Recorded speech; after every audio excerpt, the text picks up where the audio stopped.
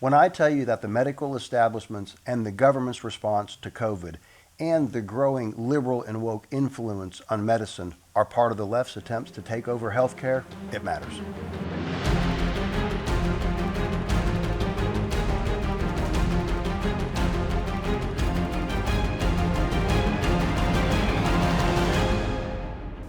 Welcome to another episode of Common Sense with Brian Christine. And today, I'm really excited. I'm here with Dr. Jordan Vaughn. And Jordan, kind of give us your background, tell us your training, what you do, and then let's get right into it about your experiences during COVID. So I am an internist. I own also a company here in Birmingham called MedHelp. My father was a physician. I'm a physician. We are what I would probably call your kind of family physician historically, who cares about your family, knows them over years, knows whether it's your parents and your children as well. They might even be my patients. That's me. I like internal medicine because it's multi-systems. I have a background in engineering and biological and chemical engineering. Always been kind of a guy that likes to have a mechanism and a solution.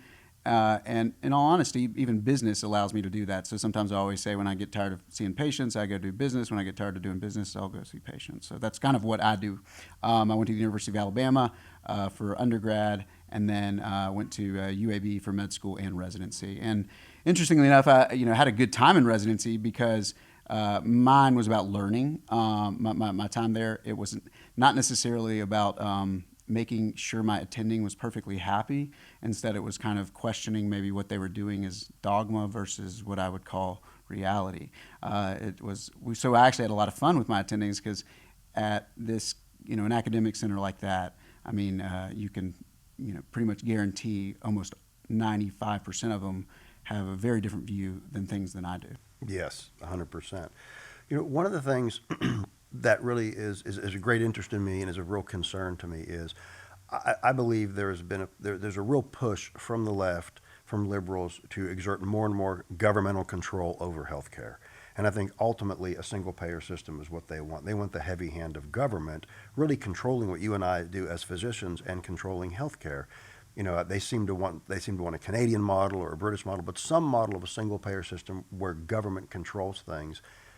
That's a real concern to me. I think we have an incredibly good healthcare system in the United States. I think it's the best. Doesn't mean that you and I and the free market can improve healthcare. I think that's the way improvement should come, not government influence. But I've heard you talk so much about what you've seen in terms of healthcare, you've seen from the heavy hand of government during the pandemic, and you've been a real thought leader on how patients were treated, and I wanted to talk to you about that today. My father started our company the year I was born, and we've always had literally no partners other than we had physicians that work with us, and the physicians were allowed to, outside of some, other scandal, which we never had, we allowed them to, do what they thought was best for their patient, and we built up a structure that allowed them to make sure that through the kind of winds of change of how healthcare is paid, that they've been able to stay, self-sufficient.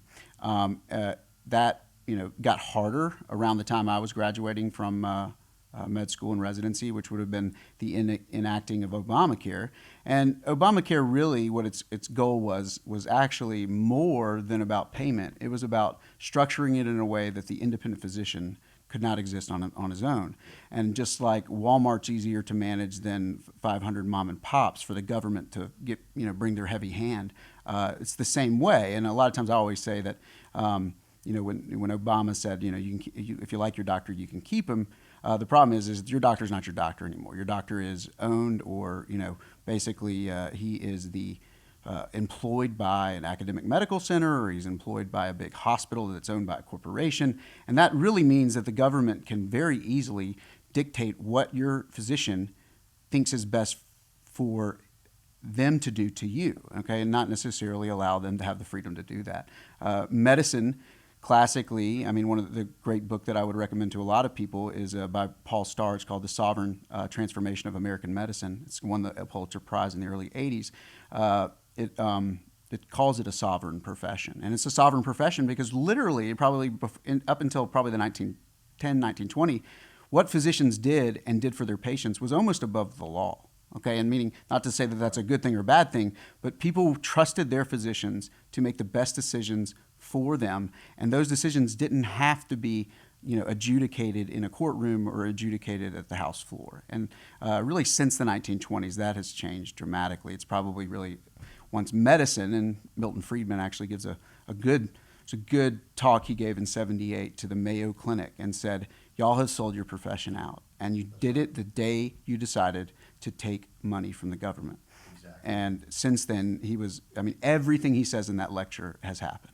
Right, and certainly we've seen when state governors, state legislatures, during the pandemic, taking this money from Washington, everything has a hook on it. Everything has a price, and it didn't do us any good in Alabama or any state to do that.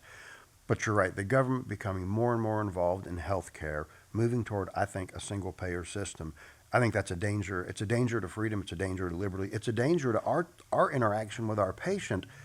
But we've seen this progress more, and we certainly, I think, and I want to hear what you think, we've seen a big amplification and a more aggressive attempt during the last couple of years with COVID. Yeah, I think it was the first time they kind of cranked the screws and said basically, actually, we're in charge, not you. And so many physicians would probably voice that, especially physicians within the structures where they're limited about what they could even prescribe during the pandemic or what they could do for their patient. They were basically said, you can't see patients when they're sick, and you can't prescribe medicines when they're sick. And imagine that, that would have never even been the case even 30 years ago. That would have been an anathema to our profession. But instead, that was what I would call the party line for medicine. And it just, and that really was when they started cranking the screws down. You started to see that they really do control the pharmacies. They control the pharmacy board. They control the medical board. I mean, even I was this weekend with Meryl Nass, who's basically up in Maine. She had her license revoked, and she had to go under psychiatric evaluation because she wanted to see and take care of patients with COVID. So in terms of that, what we had was that we were being forced and pushed, forced. I mean, some people stood their ground, but being forced to take a vaccination that didn't prevent a disease, didn't prevent transmission of a disease, a vaccine that was really not vetted as other vaccines have been, simply because we haven't had it as long. So we were being pushed to use this. Our jobs were threatened. Our liberties were threatened. I've said this before. I think that particularly conservatives and people of faith and Christians really took it on the chin during this time. But when you saw this, when your concerns about COVID and simply using the vaccination, I want to get into that a bit, of what you saw, to a degree, how you treated patients, but more importantly, what you saw in terms, again, of the heavy hand of government, or government forcing us to do things. So interestingly enough, I'm very thankful. I mean, one of the reasons that my clinic is independent. I own my pharmacies, I own my own labs, I own my own buildings. My father and I have always structured it that way, because half of medicine we think is spirit, meaning a lot of people come in and they really need the gospel. They really need hope in life, and that's not necessarily medicine that you can give if you're owned by somebody else. So it always gave us the freedom to be able to share Christ with our patients and do what we really thought was right for our patients. But it became even more apparent that I was kind of the only bastion left in Birmingham that was allowed to do this, because most of the other old doctors that were my dad's age had sold out to the hospital. And so they were limited on their ability to prescribe medicines, to do labs, to even see sick patients. And the reality is, a lot of people, I even have people come up and say, well, how do you know so much about COVID? First of all, I read a lot, but not only that, I saw people from day 1 all the way to day 14, all the way to day 30, all the way to day 90 that had COVID. Guess what? You learn about a disease when you don't ignore it for 11 days. And I think that there's a lot of stuff that happens that goes on. You read about it. You see what other countries are doing. PubMed gives us the ability to see labs all over the world. I mean, this literally is the most researched disease in the history of medicine, and we're still treating it like we did within the 3 months of the pandemic. I mean, it's just ridiculous. So you've really used, I don't know if I'm going to say novel treatments, but I think I've heard you say before that you didn't really necessarily develop these protocols, and I think you need to give yourself more credit, but you definitely weren't afraid to contact individuals, free thinkers, and even in other parts of the world. Yeah. So what were you and these other free thinkers doing for the patients that was beneficial and different, and how was that being pushed back by established medicine and the government? Most part, every disease, even any disease in the urological realm, you're going to know that the earlier you identify it and the earlier you treat it, I really can't think of a disease that doesn't respond better when you do that. Also, viral diseases, we know how to treat them. They are usually not one therapeutic. They usually require multiple therapeutics, and you have to control the different stages of a viral disease. And usually those are viral replication, which basically gets your immune system revved up, and then from that rev up causes a lot of damage. Uniquely in COVID, one of the early signs was that there was a lot of clotting, okay? And interestingly enough, what they did was looked at an observational study of patients in the hospital. What was their likelihood of leaving the hospital based on what kind of medicines they were on? And what they found really quickly was people that were on vitamin K antagonists like warfarin or direct oral anticoagulants like Eliquis or things that are basically blood thinners, they had a 50% less a reduction in overall morbidity and mortality. So and when you think about it, that sounds great, but you also got to think the people that are on those medicines to begin with aren't healthier than the people that aren't. So these people had a twice as likely to get out of the hospital, and they were probably significantly sicker because they were on these medicines to begin with. That is the first sign that you say, wow, we need to look into this. And those medicines are readily available, they're safe. That was my kind of first sign that there's a coagulation issue. Obviously, we've always known that there's lots of different medicines that actually have antiviral properties, and we know a lot of them that are safe. And so it's kind of the preventive principle to say, okay, we've got this disease, somebody's sick, we have medicines we know that are tolerable and have safety. I don't know their efficacy, but they, for the most part, can't hurt as long as I'm evaluating, what other medicines they're on. Give it a try. And that I think medicine, what I would call an art, and I'm still doing that today. I just got back from a conference that we spent a lot of time with a lot of people in other disciplines, figuring out what they're doing and what they're trying. Okay, trying is what medicine a lot is about, and that's where we advance. How we find out that something works is we try it. Things like masks were pushed so hard, even for us physicians, and in the hospital, like being over at St. Vincent's, I know that as a surgeon, that the reason I wear a mask in surgery is not to keep me from infecting the patient. It's to keep me from getting splashes and splatters of blood or other fluids during surgery. I know that wearing the mask is not going to keep me from getting the patient infected. Just like wearing a mask with COVID, I never put much stock in it, and I think that people like Fauci flip-flop so much. But again, it was another way that we were being forced, we were being pushed. What was behind that? And even when you look at viral dynamics, we know that the inoculum of the virus is actually important in how actually severe your disease is. So do you think rebreathing a bunch of virus is good for you? Meaning it actually probably didn't even work. It probably was deleterious in the long run. I mean, putting masks on people actually probably meant that even a small infection became a severe infection in terms of how we look at viral dynamics in the mouth. But it was interesting, and that was probably the other thing that you started to realize is, I've looked at mask history, and actually, even the New England Journal in 2019 had just released a study showing that even N95 masks versus cloth masks didn't change the outcomes in the hospital by hospitalized patients as well as hospital workers and doctors wearing them during the last 4 flu seasons, okay?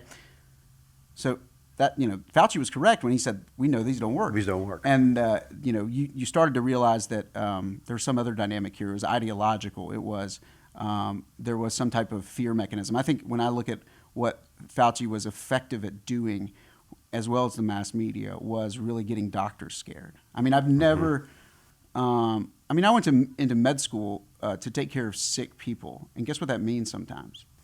Making mistakes. Or no, that I might get sick from them. Yeah. Meaning, and it baffled my mind that if somebody had a disease that I couldn't take care of them because I might get infected. It's like, I'm not sure. On your application, you don't say, well, I want to go to medicine, but I don't want to take care of disease if it can get me sick. It's like that doctors deal with getting sick from their patients all the time, And so I think scaring physicians led to, physicians are probably the arbiters of health knowledge within a community because it's very specialized. Once you scare physicians, you definitely scare patients or scare the public at large. Because if physicians are scared, because the stories you saw through the mass media were physician dies, nurses die, all these people in the hospital. It wasn't necessarily about patients. Patients were kind of this thing that were the body bags led. The big headline stories were the physicians that were taking care of people that then passed away. There's a reason I think they targeted that, because to scare the kind of the leaders and the knowledge base of a community, when it comes to something like disease is an effective way to, you know, spread fear even more effectively. And it was pretty amazing when you saw the way that physicians fell into line. So many of them. Yeah. I mean, they just kind of took it all hook, line, and sinker, and they were wearing the mask, and it was almost like they were lemmings just following each other off the edge of a cliff. Yeah, and the other thing that really bothered me is, I mean, the actual guys who actually figured even what I'm doing out now is a cardiac intensivist in South Africa and a coagulation bench scientist, Risa Pretorius and Jacques Labscher. And he was just interesting, and he actually posted a video June of 2020 that's probably been seen about 300,000 times and said, look, we're barking up the wrong tree. This is a vascular disease. It's not an airway disease. And basically goes on to say how to, to do that way.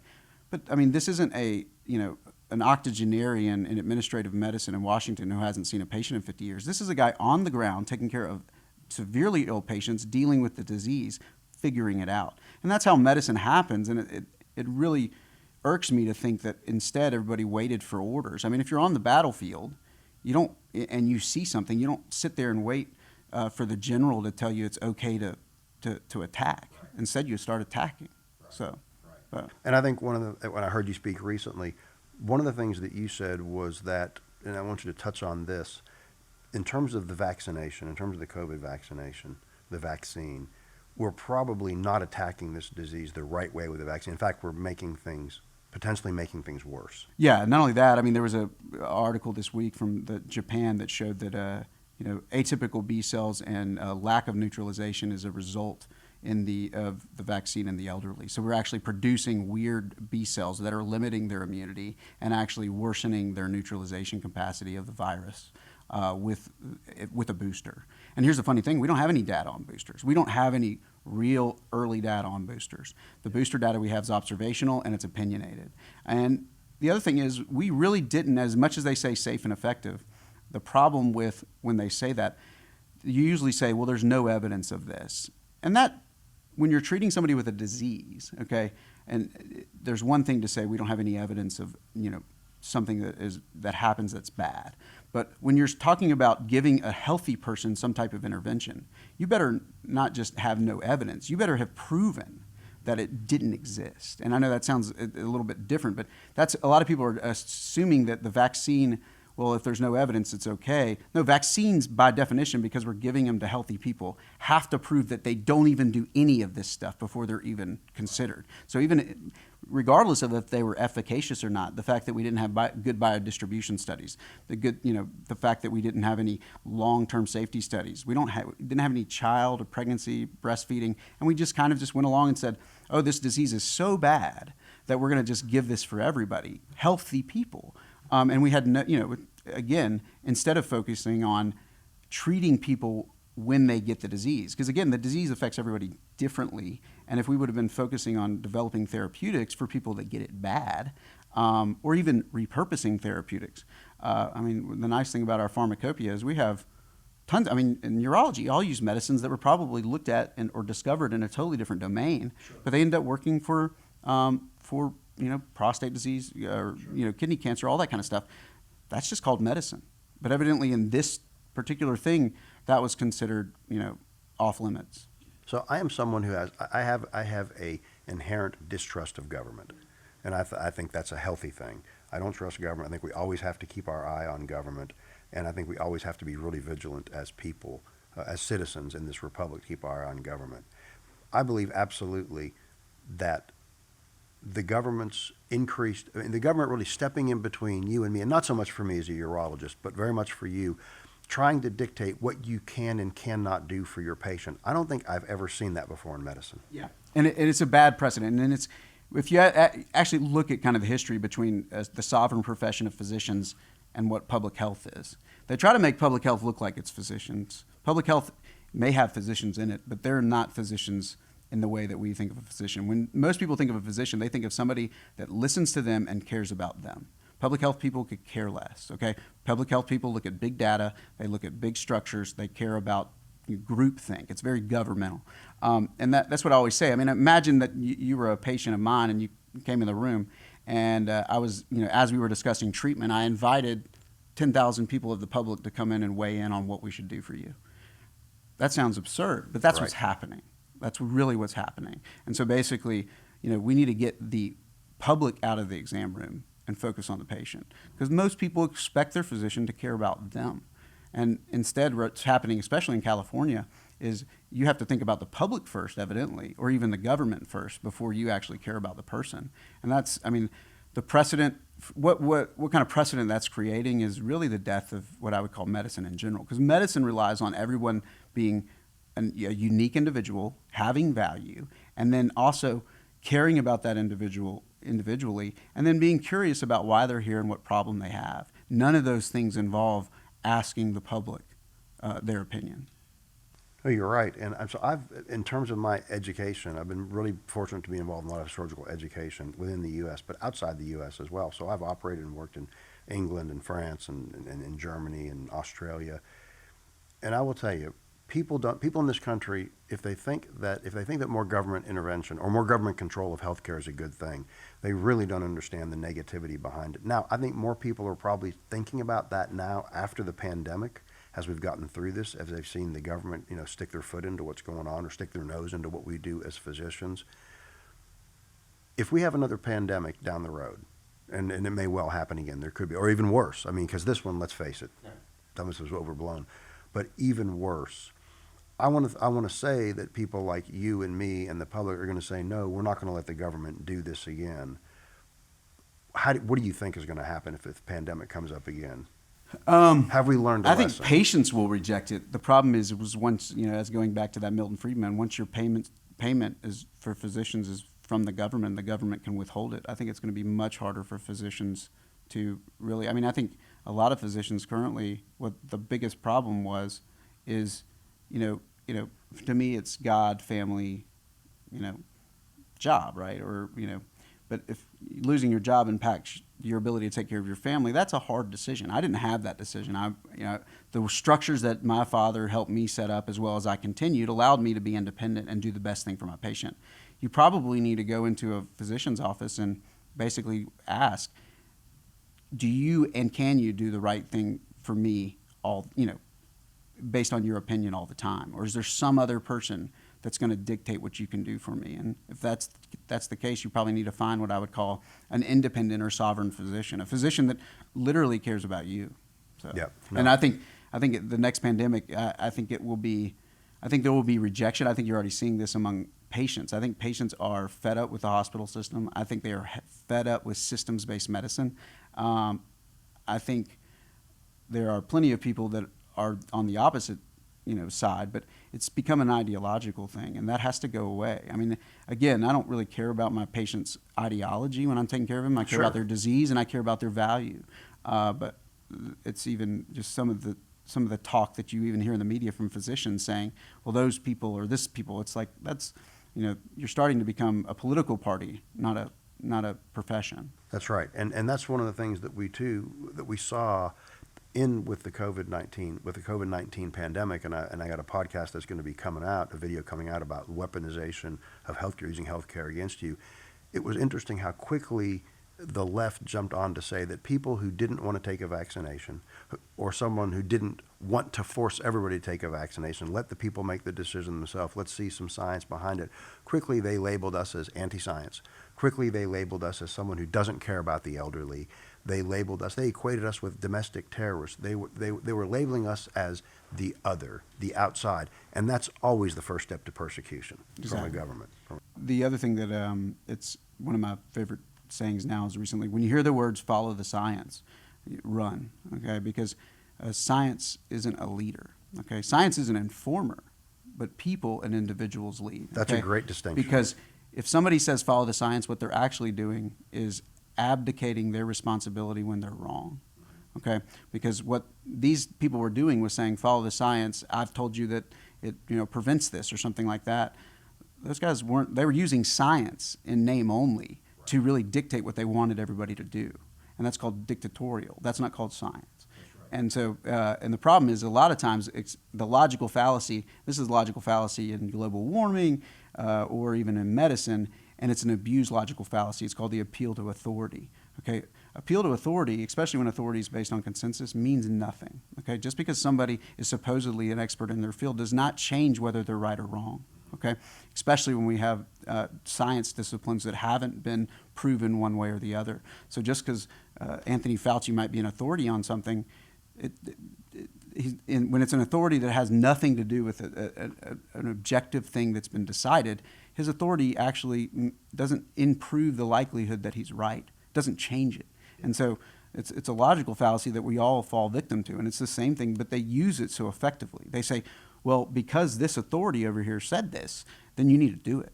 And it's like, well, that authority could be just as wrong as I am. That's right. And likely, if you look at the history of what I would call authorities based on their what we would call consensus, usually a consensus is what needs to be questioned, okay? Because it's wrong. It hasn't been decided yet, so they come up with consensus. And I always say consensus is just a bunch of people you don't want to be around sitting in a room agreeing with each other.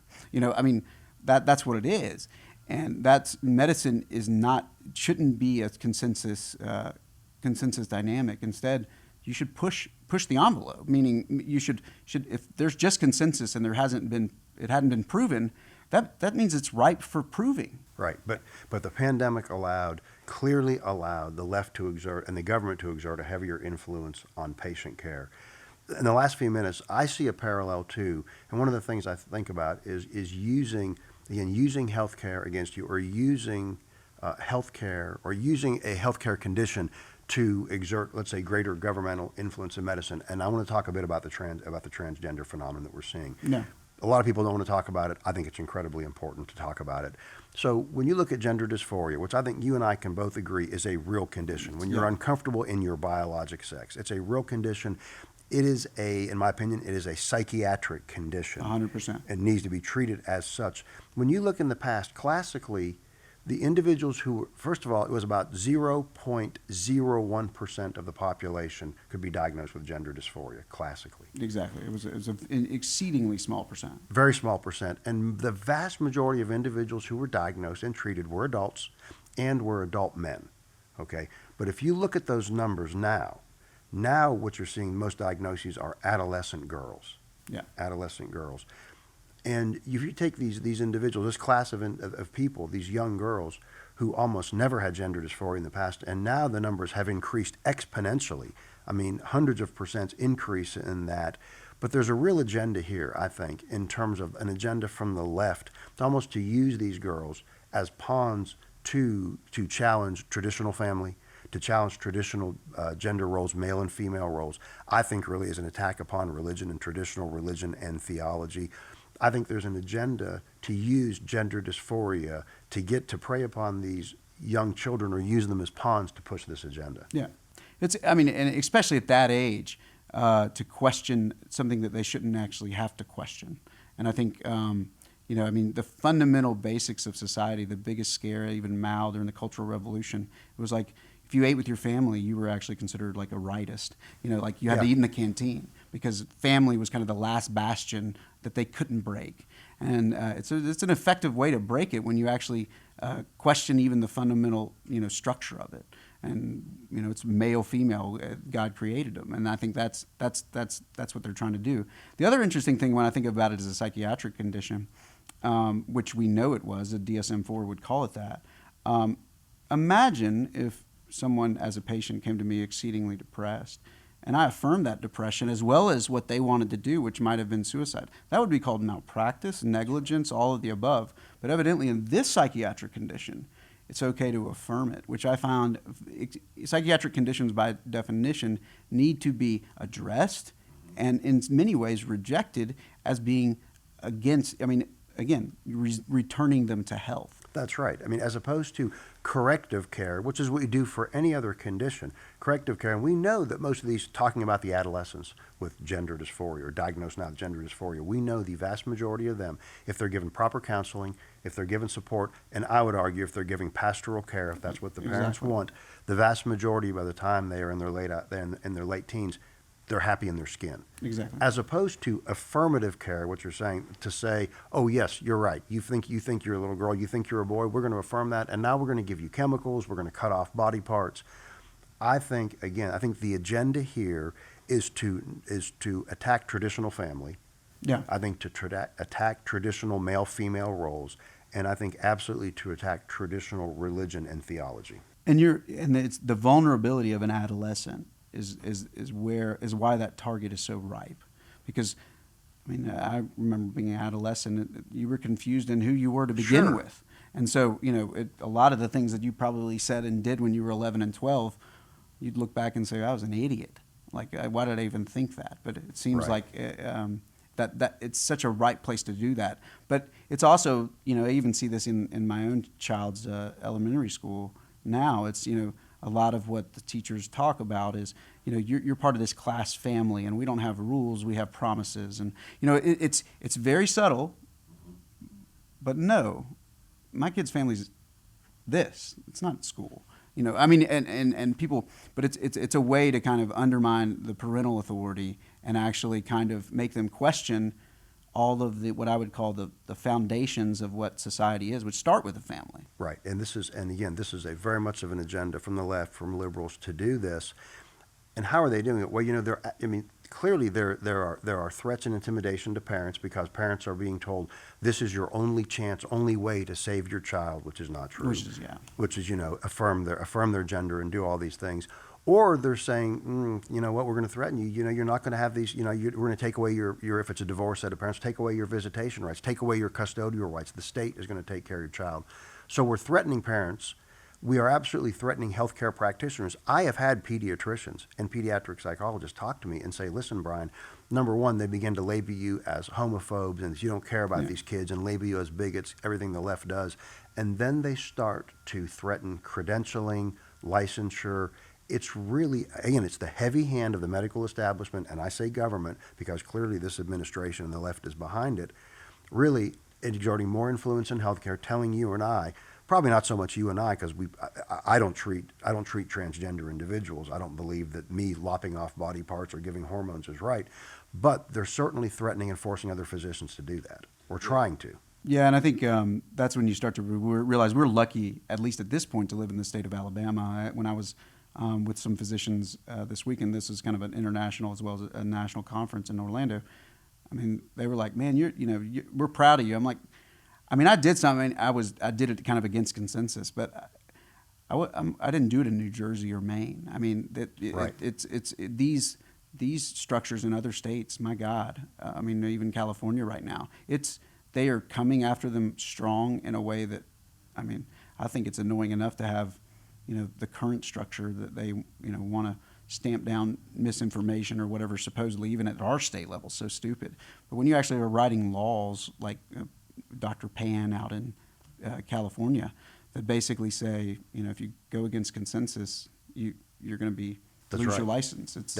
That's right. Then how do you have any medical advancement if you go against consensus? Well, and I think we always have to remember that, yes, Alabama is a conservative place, although I've said for a long time, Alabamians are more conservative than our elected individuals. And especially than our, I love our academic medical center downtown, but part of that comes, academic medical centers bring with them a lot of interesting things. And sometimes those people who get academic appointments from other states need to learn where they are. That's right. And we have to remember, too, that, yes, that our state legislature and our governor and the electorate here in Alabama, we want to keep things the way they are. Take care of people, obviously, but keep a conservative agenda. We have to remember, though, what goes on in Washington does affect us here. 100%. Because, then you add it to a civil rights kind of thing. And exactly. It becomes all of a sudden becomes an issue that has to be federally addressed, and that's kind of the overreach of. Whether it's the FDA right now, I think one of the big lawsuits that hopefully goes toward the FDA is going to be actually their act in 1060 of the Federal Food and Drug Administration's says actually that nothing in this act should be construed or interpreted to interfere with the physician taking care of his patients and utilizing whatever safe medicines he decides. Okay, literally they're prohibited from interfering. But what have they done the last 2 years? They've put out all kinds of stuff that actually, and even our state boards would use the FDA as an example of why we couldn't use these medicines. Well, technically the FDA is not even allowed. They're allowed to tell industry what they're allowed to say. They're not ever been allowed to tell physicians what to do. No, that's exactly right. And physicians need to learn that. I've had physicians say, well, I can't do it because it's not FDA approved.